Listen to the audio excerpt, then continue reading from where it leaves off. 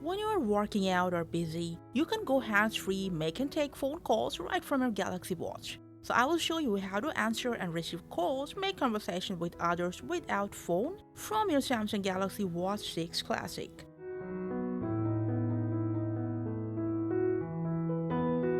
And for that, please make sure your watch is connected to your phone through Bluetooth, and your phone should be nearby to your watch in the same Bluetooth range.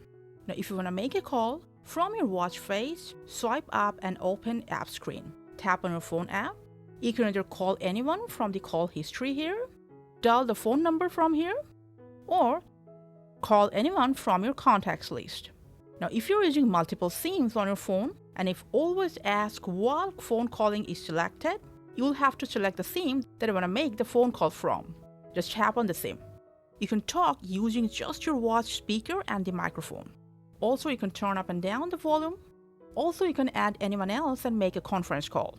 If you want to switch your call from your watch to your phone, from this section just tap on phone, or from your phone just tap on this Bluetooth icon that's showing Galaxy 6's name. You can also answer and receive any call from your watch, and apart from that, you can end, reject, or decline any call when you are not in the mode.